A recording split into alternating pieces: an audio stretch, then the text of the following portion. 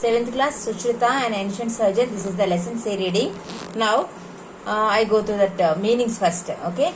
Frantic, worried, revered, respected, anguish, severe pain, physically or mentally. Then befallen, some bad happened to someone. Generally for tragedies we use. And moan, make a long low sound expressing mental or physical suffering. Then numb, be silent here. Numb, no feeling, no sensation. Okay. And treatise, a book with a detailed information of a subject. Okay, this is treatise. And then hermitage, that is the ashram.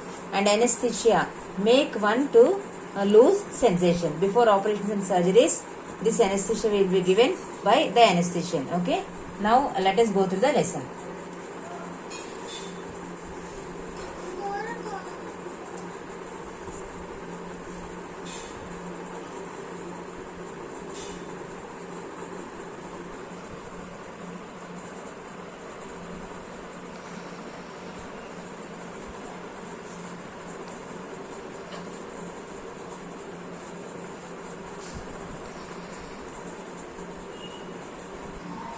Yeah, this is Suchrita, an ancient plastic surgeon. It was midnight when Suchrita was awakened by a frantic knocking at the door.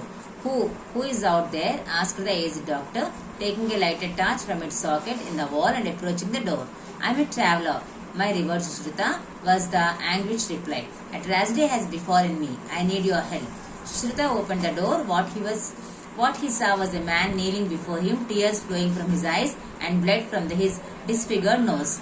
Get up, my son, and come in, said Suchrita. Everything will be all right, but be quiet now, he told. He led the stranger to a neat and clean room with the surgical instruments on its walls. He washed his face with water and the juice of a medicinal plant. He then offered him a mug of wine and began preparing for the operation. Suchrita was an ancient surgeon, and one midnight his door was knocked, and a victim, a patient has come with a disfigured nose, and he was crying. And then Suchrita moved a lot, and he said that be quiet first. Definitely it will be all right. It will be all right, he said. Then he would take him inside, and there he started his surgery. Before doing his operation, he gave him a mug of wine. Okay. Then the reason for giving the mug of wine is to make the person senseless. That means he doesn't have any feelings when he would do the operation. Okay, no pain he feels. So he started his operation by giving a large leaf of a creeper brought from the garden. He measured the size of the nose of the stranger, and taking a knife and forceps from the wall, he held them over a flame and a strip of flesh from the stranger's cheek. The man moaned, but the wine had numbed senses. Okay, so he has taken the measurement of the nose, disfigured nose, and then he brought one leaf from his garden, and then he gave the mug of wine. So gradually that person has become somewhat senseless. Then he started moaning in the beginning, but later gradually it was stopped, and then a strip of flesh Suchrita has taken from the stranger's cheek, and then this he kept on the nose and the disfigured nose to make it proper. Okay, after bandaging the cut in the cheek, Suchrita cautiously inserted 2 pipes into the stranger's nostrils and transplanted the flesh to the disfigured nose. So very carefully he transplanted the cheek portion's flesh through the pipes into the nose portion. Okay, then molding the flesh into shape, he dusted the nose with powdered liquor rice as red sandalwood and an extract of Indian barberry. So all these 3 things, liquor rice and then Indian barberry, and also molding the flesh into shape, he dusted the nose with the powdered liquor rice. Powdered liquor rice has taken, and red sandalwood powder also has taken, and also an extract of Indian barberry has taken, and then that he molded the nose with these things. Okay, then he enveloped the nose in cotton, sprinkled some refined oil of sesame on it, and finally put a bandage. So he sprinkled some oil, sesame oil, ginger oil, and then he enveloped the nose in cotton. So finally he bandaged that. Okay, then Before the traveler left, he was given instructions on what to do and what not to do, a list of medicines and herbs he was to take regularly. He was also asked to come back after a few weeks to be examined. So he has given some instructions and also some medicine, and he was instructed to come after 1 week for recheck. Okay.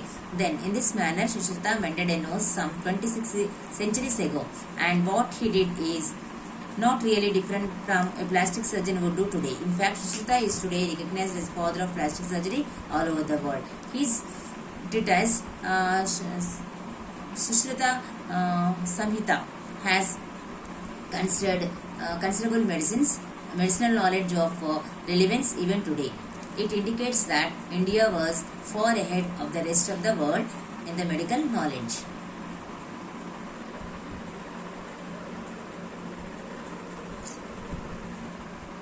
Born in the 6th century BC, Sushruta was a descendant of Vedic sage Vishwamitra.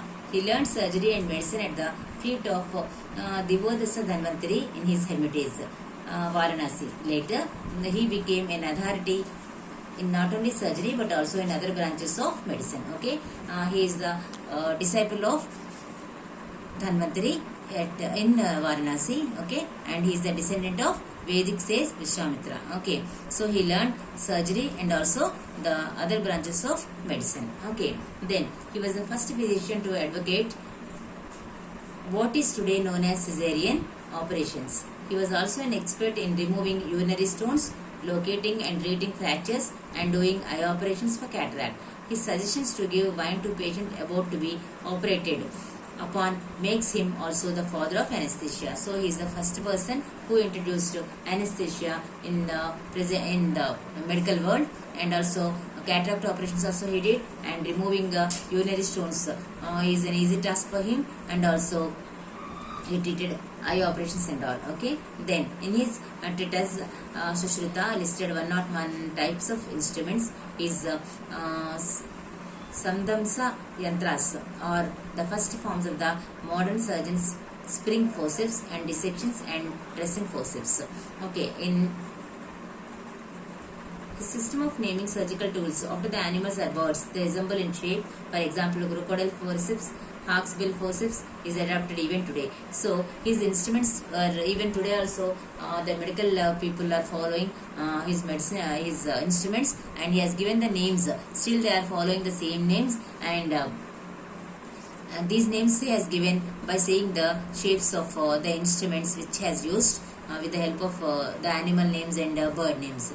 Sushruta was also an excellent teacher. He told his pupils that one could become a good physician only if one knew both theory and practice. So he used to say that a student would become an excellent one when he goes through both practical and theoretical knowledge and practical knowledge